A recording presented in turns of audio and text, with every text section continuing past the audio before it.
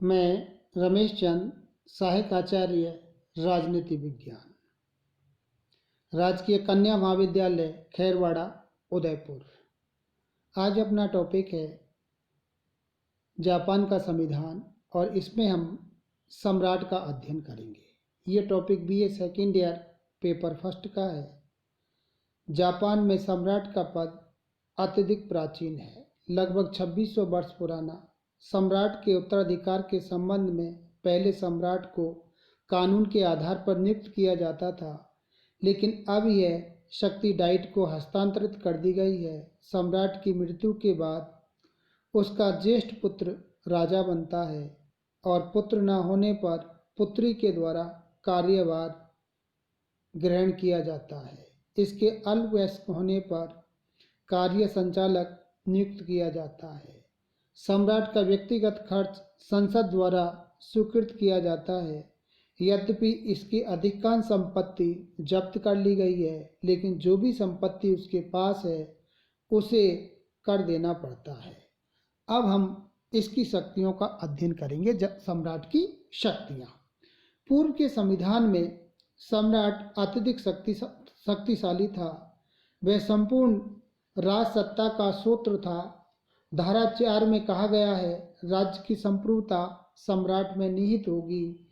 यह व्यवस्था अंतिम सूत्र थी। डाइट का कार्य केवल परामर्श देना था। मंत्रिमंडल डाइट की अपेक्षा सम्राट के प्रति उत्तरदायी रहता था। अतः कार्यपालिका व्यवस्थापिका शक्तियां सम्राट में निहित थी। लेकिन वर्तमान संविधान में सम्राट की निरंकुशता की स्थिति को समाप्त कर दिया गया है और अब सम्राट एक नाम मात्र का शासक है। उसकी शक्तियों का उल्लेख अध्याय 1 में किया गया है, जो इस प्रकार है। डाइट द्वारा मनोनीत व्यक्ति को प्रधानमंत्री नियुक्त करेगा, धारा 6।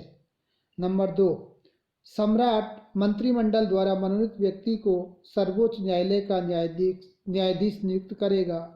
नंबर 3, सम्राट मंत्रिमंडल के अनुमोदन से कुछ अन्य कार्य भी करता है।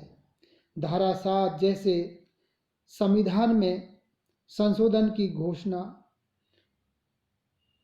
कानूनी मंत्रिमंडल के आदेशों और संधियों की घोषणा, डाइट का अधिवेशन बुलाना, निम्न सदन को भंग करना, राजदूतों की नियुक्ति संबंधी प्रमाण पत्रों को अपनी स्वीकृति देना कानून के अनुसार, उपाधियां प्रदान करना, विदेशी राजदूतों और मंत्रियों का स्वागत करना, विद्रोहियों को क्षमा प्रदान करना, समारोह आदि में भाग लेना।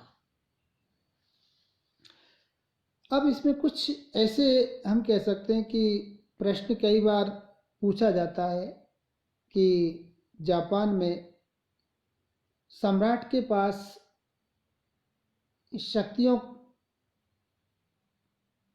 में इतनी कमी की गई है, या हम कह सकते हैं कि वो एक शक्तिहीन पद है, लेकिन फिर भी इसको एक बनाए रखा गया है। इसके पीछे क्या कारण है?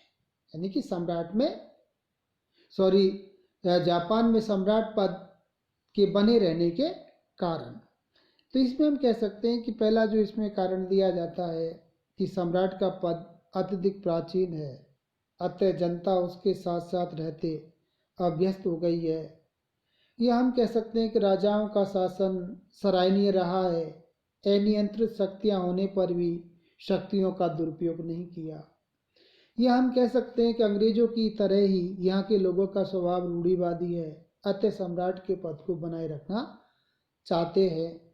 यह सम्राट राष्ट्रीय एकता का प्रतीक है, या सम्राट की शक्तियाँ छीन ली गई हैं, इसलिए उससे लोकतंत्र को कोई खतरा नहीं है। यह संसदीय व्यवस्था होने के कारण उसके पद की अनिवार्यता है, क्योंकि संसदीय शासन में दोहरी कार्यपालिका होती है, जिसमें नाम मात्र की कार्यपालिका का प्रतिनिधित्व राजा के द्वारा किया जाता है। धन्यवाद।